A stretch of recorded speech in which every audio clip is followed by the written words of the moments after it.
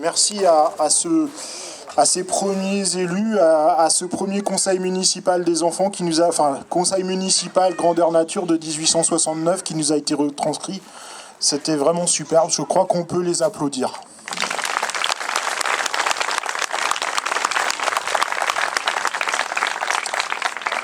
Franchement, j'ai pas envie d'être tout seul face à vous. J'ai demandé à Patricia de m'accompagner, mais je voudrais que Jean-Luc aussi m'accompagne. Monsieur le maire honoraire, ça serait vraiment un honneur que tu nous fasses le plaisir de venir ici aussi avec nous, parce que tu as représenté quand même longtemps la commune, et c'est la moindre des choses.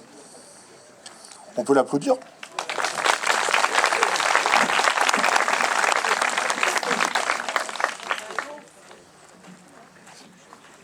Alors,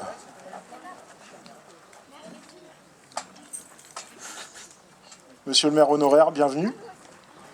Mesdames et messieurs les adjoints, les élus, mesdames et messieurs les anciens élus, mesdames et messieurs les représentants aussi des communes, de nos communes partenaires. Je vais citer dans l'ordre en partant du nord et puis en suivant le cours des horloges, j'ai envie de dire. Yann Lorcy, représentant Christine Lestrade pour la mairie de Pontivy. Michel Pourchasse, maire de Saint-Thuriau. J'avais invité aussi Benoît Quérault pour Pluméliau et comment dire, Alain Lègle pour Biosy. J'excuse Jo Bouédec qui malheureusement ne peut pas être avec nous, mais pour des bonnes raisons.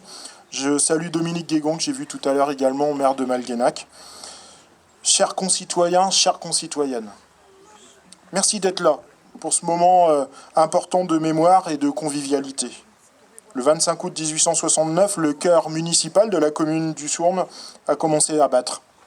C'est la date de la réunion du premier conseil municipal qui a été choisi justement que nous avons choisi de commémorer. Cette date elle marque l'aboutissement d'un projet porté par des habitants, les habitants d'alors, et le commencement d'une nouvelle histoire, d'une nouvelle communauté. Constatant leurs difficultés de vie quotidienne, l'éloignement des bourgs respectifs, ils ont décidé de s'unir, de créer un projet de vie ensemble autour d'un territoire commun. Ensemble, ils ont souhaité s'administrer, décider par eux-mêmes et prendre en main leur destin commun. Le 16 avril 1869, le corps législatif adopte le projet de loi fondateur du Sournes. La loi est publiée le 19 mai 1869 au journal officiel de l'Empire français et elle est rédigée comme suit.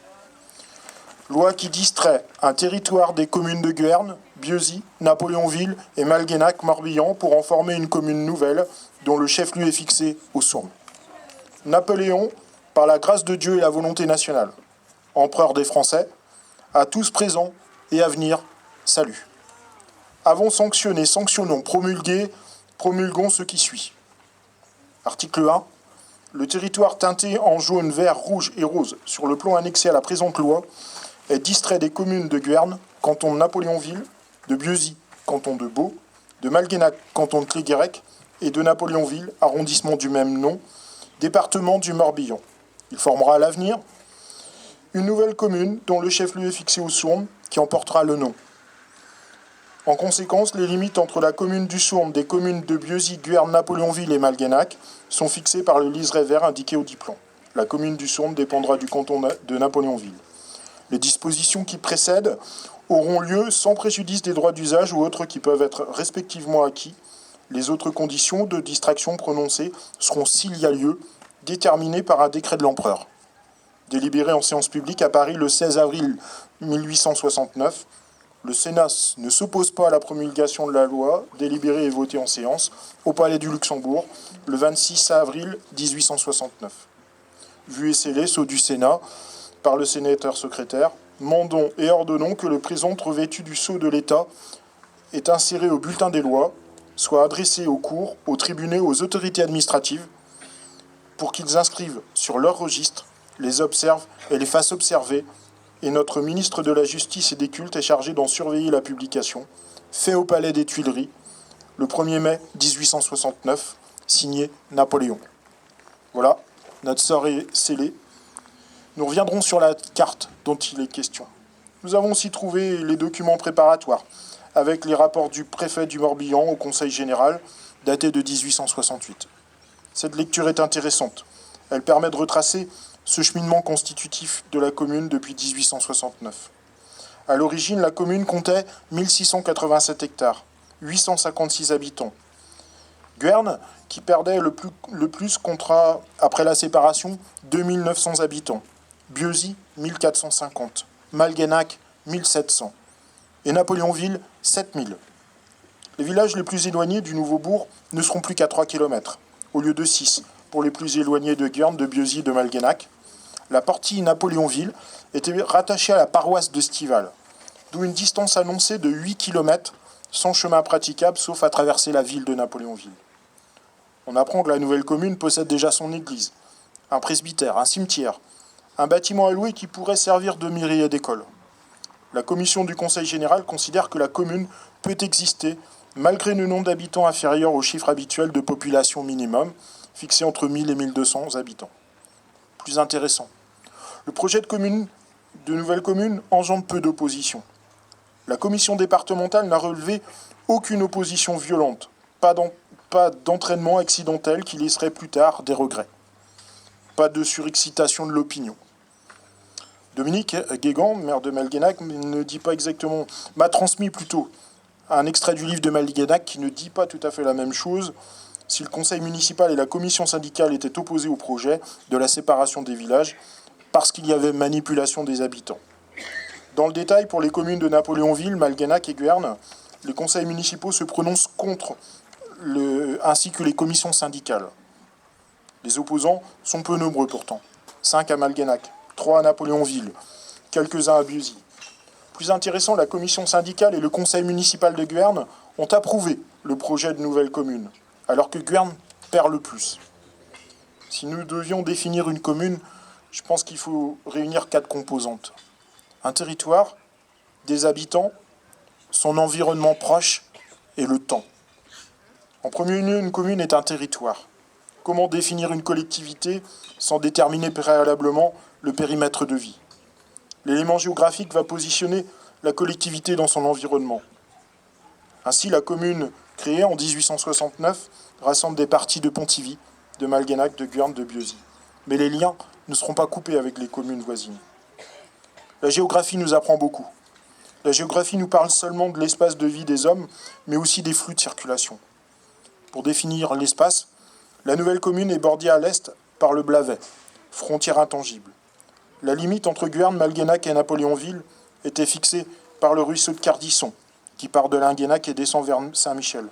La nouvelle limite Le Sourne et Napoléonville est désormais fixée par le Talin, les villages du Diliac, du Strat, un ancien village qui se trouve aujourd'hui dans la zone, qui est disparu, qui se trouvait dans la zone industrielle. Il était situé à peu près où se situe Triscalia aujourd'hui. Cardisson, le Pluric, le Rongouette, ces villages constituent la partie pontivienne du Sourne.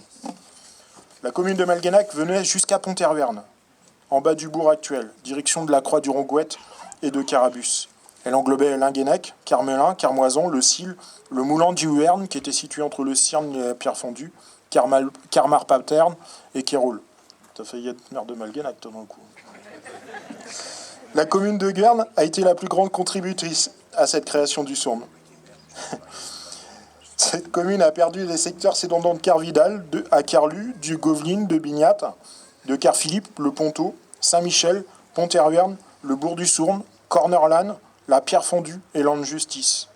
La nouvelle délimitation est repoussée au-delà du Garnaude, le ruisseau qui a donné son nom à notre réseau de médiathèques et qui coule entre Malguenac, Guernes, Bieuzy et notre commune jusqu'au Blavet. Enfin, la commune de Bieuzy a laissé une partie de son territoire partant à peu près entre Cartonguy et le Baignat. Et la partie bieuzyade du Sourne descend ensuite entre le ruisseau du Garnaude et celui de la Pierre Fondue jusqu'au Blavet. Bieuzy venait quasiment jusqu'à Saint-Michel, puisque le village du Cosquer, aujourd'hui disparu dans la zone de Tréhonin, faisait partie de Bieuzy.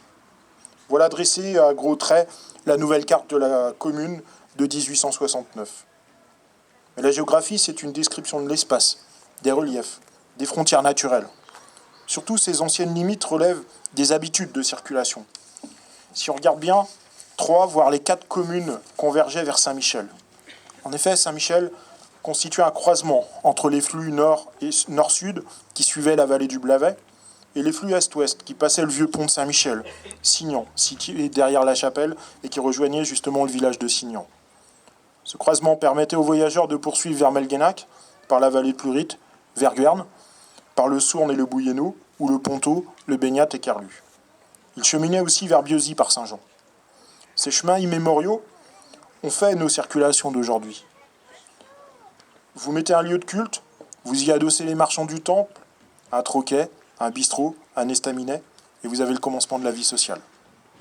En second lieu, une commune, c'est une communauté d'hommes et de femmes qui vivent justement sur ce territoire. Si le territoire est une notion première historiquement, ce sont bien les hommes et les femmes qui y résident, qui le créent, qui le font vivre, qui l'entretiennent et qui le dynamisent. Cette population n'est pas simplement un ensemble d'individus, c'est surtout un collectif, un ensemble vivant. La communauté du Sourne, en 1869, était encore très rurale, mais déjà le monde industriel allait bouleverser sa vie. Justement, en troisième lieu, une commune ne vit pas en autarcie, repliée sur elle-même. La commune interagit avec son entourage proche et plus lointain. Elle bénéficie, elle subit l'action des acteurs voisins. À travers l'agriculture, le commerce, l'artisanat, l'industrie et les services, d'autres acteurs vont et viennent et surtout agissent sur notre territoire. Sans être sournés, ils sont fortement impliqués dans notre quotidien. Nous, habitants, nous interagissons également avec nos territoires voisins. Afin d'illustrer ces deux constats, il suffit de dérouler l'histoire de la commune. Le Blavet a été canalisé depuis 1825, date de la remontée de la Marie-Thérèse, navire inaugural. Les carrières de sable, de granit, comme tout le sable, tout le man, ont été ouverts pour justement alimenter la construction des écluses et des ouvrages d'art du Blavet, bouleversant les habitudes de ce monde rural et paysan plutôt clos. Le chemin de fer traverse la future commune le 18 décembre 1864, lors de la mise en service de la ligne Auray-Napoléonville. La commune sera aussi traversée par Petit Acot du chemin de fer du Morbihan entre 1905 et 1939. Mais les habitants vont s'adapter, toujours évoluer. La population va rester plutôt stable entre 1869 et les années 70, oscillant entre 850 et 1000 personnes. Le décollage démographique va de pair avec le décollage économique. L'accroissement de la population sera rapide durant les 50 dernières années. En 1964, Pontivy et le Sourne s'accordent pour développer le développement industriel de notre bassin de vie. Les deux municipalités s'entendent pour la création d'une zone industrielle. 60 hectares sont dédiés à l'industrie entre le faubourg de Verdun et Saint-Michel, entre le Blavet et la voie de chemin de fer. Sur ces 60 hectares, 45 se situent sur la commune du Sourne. Les entreprises s'installent, comme les abattoirs municipaux. Beaucoup viennent aussi de Trélo, à Pontivy, la Sylvie Préval, Curzépot, les établissements Jacques et bien d'autres entreprises. L'industrialisation du secteur démarre, les emplois se créent, beaucoup de jeunes actifs quittent les campagnes environnantes et rejoignent ces usines, font un foyer et s'installent au Sourne. La commune bénéficie à plein de ces développements démographiques et les moyens financiers qui vont avec. La transition industrielle sera particulièrement visible alors que la partie agricole sera aussi bouleversée par la révolution agricole bretonne de l'après-guerre et le remembrement des années 70. En 50 ans, la population sournaise passe de 1008 habitants en 68 à plus de 2100 aujourd'hui. C'est une révolution pour les petits bourgeois et ses hameaux. Les lotissements fleurissent, les quartiers grandissent, comme les enfants, qui demandent de plus en plus d'infrastructures. Les réseaux arrivent avec l'électrification, c'est l'eau ensuite, puis l'assainissement, le téléphone et la montée en débit en 2014. Il y a 40 ans, l'école communale, devenue trop petite, doit emménager dans de nouveaux locaux.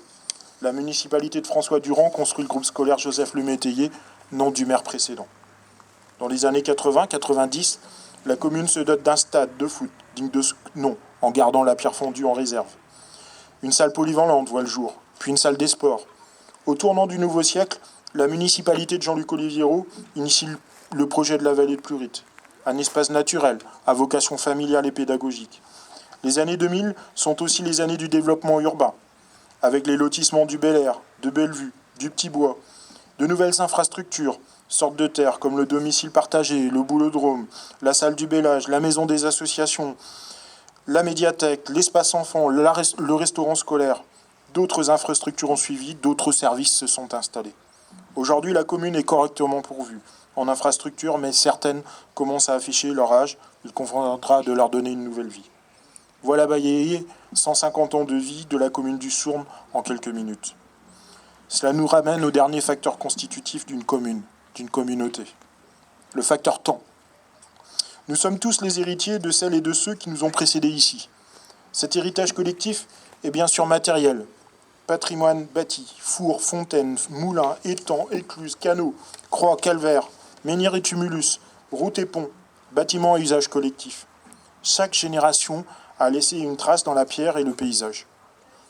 Mais c'est aussi un héritage immatériel, constitué de croyances, de convictions et de l'envie de faire une communauté qui va au-delà de la somme de ces individus.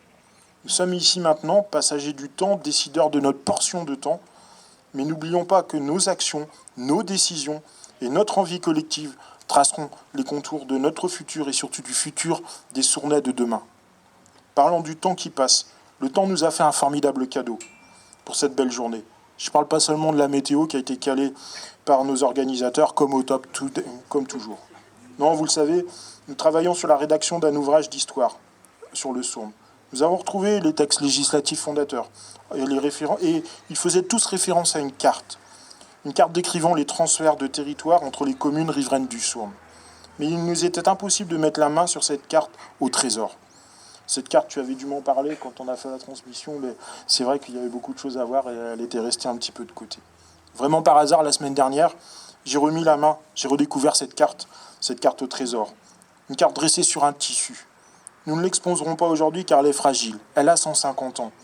Mais nous exposerons des reproductions à côté de l'atelier généalogie tout à l'heure. Elle est très, très importante pour nous. Elle nous donne les limites exactes. C'est un peu une bouteille à la mer des passagers du temps qui nous visitent aujourd'hui. Ce fut une belle surprise qui va sûrement bouleverser ce livre qui était en cours de rédaction pour les 150 ans. Pour terminer, je voudrais avoir une pensée pour deux absentes aujourd'hui. Il leur tenait à cœur d'être là, mais le sort, la vie en a décidé autrement. En premier lieu, j'ai une pensée pour Christine Coutel. Elle a rédigé la pièce de théâtre que vous avez entendue tout à l'heure, que vous avez vue. Elle a mis en scène et elle a engagé le travail avec le conseil municipal des enfants. Dans le cadre de son engagement bénévole à la médiathèque, avec ce sérieux patiné d'un grain de folie qui la caractérisait. Vraiment une pensée pour toi, Christine. En second lieu, j'ai une pensée particulière pour Arlette Lemaguet. Adjointe, elle a animé la commission culture jusqu'au bout, au bout des forces. Fidèle à son engagement d'élu, fière de porter les couleurs de sa commune, fière de faire remonter à la surface cette mémoire qui partait vers l'oubli du temps. Une grosse pensée aussi à toi, Arlette. Je voulais citer ces deux noms, deux absentes aujourd'hui, sans en citer d'autres. En effet, tous les bénévoles ont fait un travail formidable pour que cette journée soit une réussite. Je ne veux citer personne pour n'en oublier aucun. Au nom de la population et des participants, je me dois de remercier la commission culture qui travaille depuis 2 ans sur cet anniversaire. Nous remercions tous les élus qui ont su fédérer les forces vives et les bénévoles sur ce projet. Je remercie toutes les associations sournaises qui se sont mobilisées avec leurs chevilles ouvrières, leurs forces vives pour que ce 24 août, ces 150 ans, soient inoubliables dans le cœur des Sournaises et des Sournais et de nos visiteurs. Je ne cite personne en particulier parce que c'est un projet collectif, avec des animateurs, des chevilles ouvrières, mais surtout des gens mobilisés avec un cœur gros comme ça. C'est un plaisir. Recevez toute notre gratitude. J'habite la commune depuis 17 ans. Je côtoie ce monde associatif depuis 17 ans. Et chaque fois, les Sournais me surprennent davantage. Ici, rien n'est difficile. Rien n'est impossible. Il suffit de vous demander et vous donner du cœur, de l'engagement, du temps, du savoir-faire au service de l'autre. Par vos actions, vous donnez sens au mot communauté, au mot commune avec un grand C. Avec vous, nous pouvons dire vive le Sourne et longue vie à la commune du Sourne.